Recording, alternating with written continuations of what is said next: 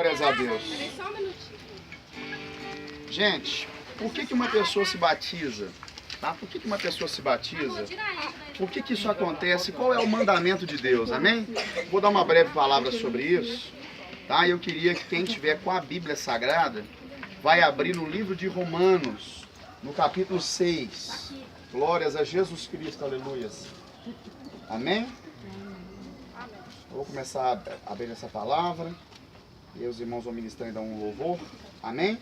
Glórias a Deus. Por que uma pessoa se batiza? Por que eu pegaria uma pessoa que, até às vezes algumas como eu, passou até por um ritual quando pequeno, alguém veio, um sacerdote veio e molhou minha cabeça e tudo. Por que eu passaria por isso de novo? Será que é de novo?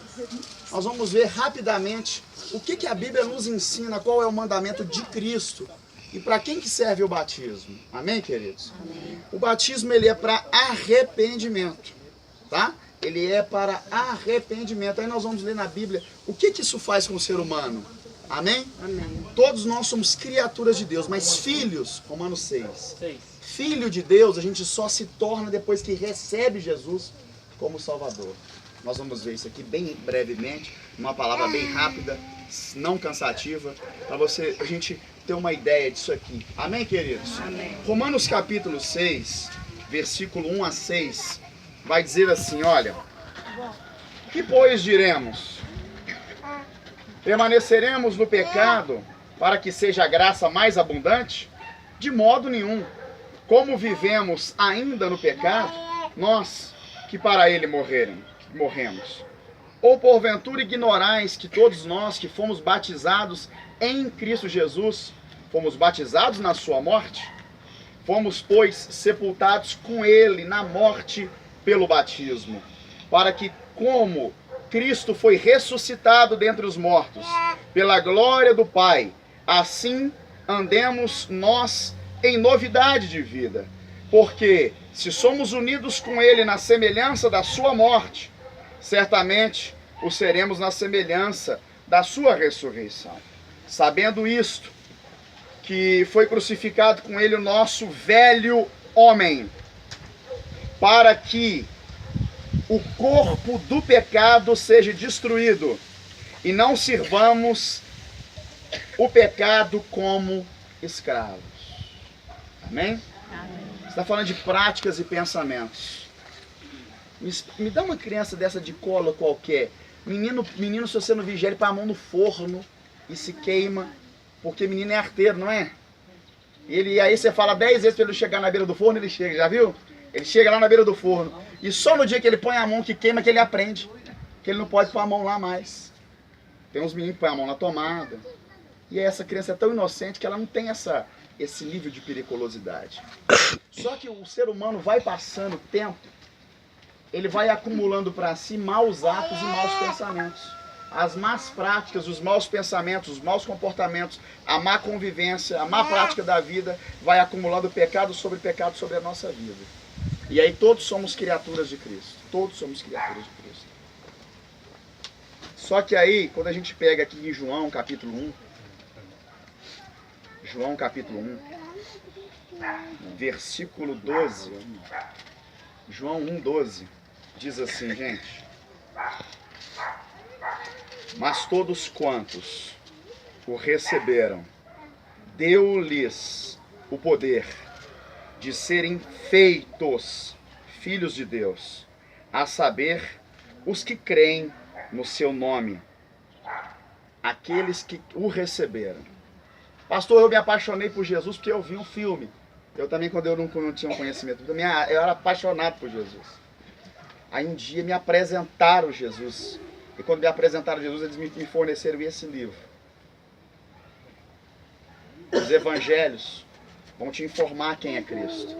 Eles vão trazer a presença de Cristo verdadeira para a minha e para a sua vida. E quando a gente conhece a sabedoria de Cristo, o ato de Cristo, a divindade de Cristo, o seu poder grandioso em salvar, porque a Bíblia diz, se a gente abrir o livro de Romanos agora, e o capítulo 1 e o versículo 3, vai dizer que Ele é a única expressão de Deus. A expressão exata de Deus é Ele. Olha para você ver o que diz aqui, olha. Ele, está dizendo de Cristo, Ele é o resplendor da glória e a expressão exata do seu ser, sustentando todas as coisas pela palavra do seu poder. Depois de ter feito a purificação dos pecados, assentou-se à direita da majestade nas alturas, tendo se tornado tão superior aos anjos, quanto herdou o excelente nome do que o deles. Por que isso aconteceu, gente? Porque ele foi tão humilde. Ele olhou pra gente aqui na terra e falou assim, aquele povo não vai dar conta de ser salvo sozinho. Aí, em Filipenses, capítulo 2, diz assim, olha, ele tão grande, tão poderoso, a expressão exata, para que algo seja exato, tem que ser a pessoa, você concorda comigo? Por mais que alguém aqui me comunique a sua ideia, eu não consigo ser a exatidão da sua pessoa. Não é verdade? Está dizendo, ele é a expressão exata da glória, a expressão exata do seu ser.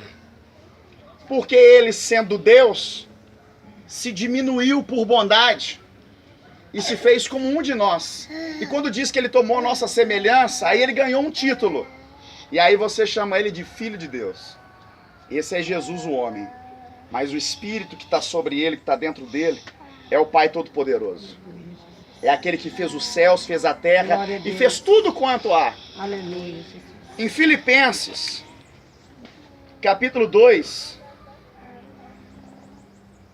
versículo 5 em diante, está escrito assim, olha, isso que está mandando a gente se humilhar, ser mais humilde, e vai comparar a humildade que nós devemos ter à humildade de Cristo. Não a humildade da divindade, mas ele quando veio em forma de homem, ele foi humilde como devemos ser. Pastor, eu vou conseguir isso do dia para a noite? Não, isso é uma prática. A gente vai aprender com a palavra e vai viver essa vida. Tende em vós o mesmo sentimento que houve também em Cristo Jesus, pois ele, subsistindo na forma de Deus, não julgou como usurpação ser igual a Deus. Antes, a si mesmo se esvaziou, assumindo a forma de servo, tornando-se em semelhança de homens e reconhecido em figura humana, a si mesmo se humilhou, tornando-se obediente até a morte e a morte de cruz. Pelo que também Deus o exaltou sobremaneira e lhe deu o nome que está acima de todo nome, para que ao nome de Jesus se dobre todos os joelhos, nos céus, na terra, debaixo da terra, e toda língua confesse que Jesus Cristo é Senhor, para a glória de Deus Pai. Aleluia. Mesmo subsistindo na forma de Deus, mesmo sendo Deus, não teve por usurpação. O que é usurpação? É usar algo que não é meu.